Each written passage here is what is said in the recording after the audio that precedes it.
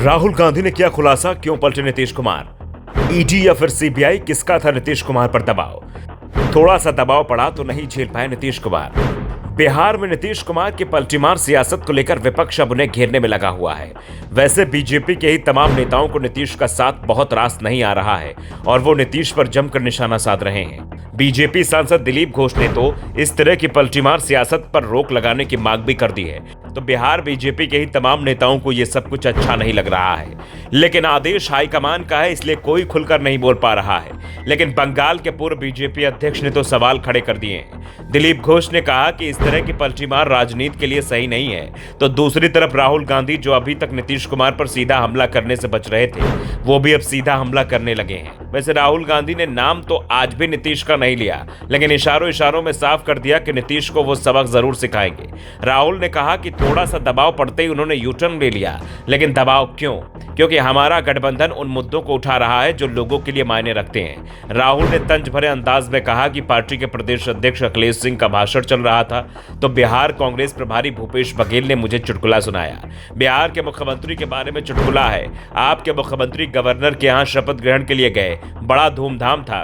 वहां बीजेपी के नेता गवर्नर साहब बैठे थे। मुख्यमंत्री पद और मंत्री पद की शपथ ली जाती है, तभी वो निकल जाते हैं सीएम हाउस के लिए। गाड़ी में पता चलता है कि वो अपना शॉल गवर्नर के घर छोड़ आए हैं। इस पर वो ड्राइवर से गवर्नर के घर वापस चलने को कहते हैं। जैसे ही गवर्नर के पास जाते और दरवाजा खुलता है तो गवर्नर कहते, अरे इतनी जल्दी आ गए। ऐसी हालत है बिहार की।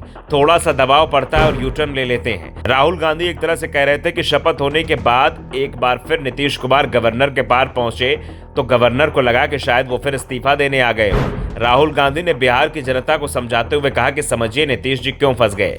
मैंने उनसे सीधे कहा कि आपको बिहार में जातीय जनगणना करानी होगी और हमने आरजेडी के साथ मिलकर नीतीश कुमार से सर्वे कराने पर जोर दिया, लेकिन बीजेपी डर गई। वे इस योजना के विरोध में हैं। नीतीश फंस गए और बीजेपी ने उन्हें भगाने के लिए बैक डोर मुहैया करा दिया।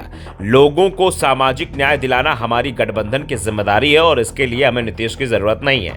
हम ये लड़ाई पहले से लड़ रहे हैं, नीतीश कुमार के बिना भी इस लड़ाई को लड़ेंगे। भारत जोड़ो न्याय यात्रा में एक न्याय सामाजिक न्याय भी है और हम सब इस लड़ाई को लड़ेंगे और जीतेंगे। दरअसल नीतीश कुमार ने पलटी मारी तो राहुल गांधी ने उन्हें रोकने की कोशिश की। नीतीश को कमजोर करने के लिए राहुल गांधी ने जीतन राम मांझी को अपने पाले में करने की कोशिश की थी। राहुल गांधी ने जीतन राम मांझी से खुद बात की थी, लेकिन मांझी शायद अभी कुछ विचार कर रहे हैं। उन्हें लोकसभा चुनाव के बाद केंद्रीय मंत्री बनाने का प्रस्ताव दिया गया है, लेकिन इसके लिए जरूरी है कि पहले बीजेपी चुनाव जीते और सरकार बनाए।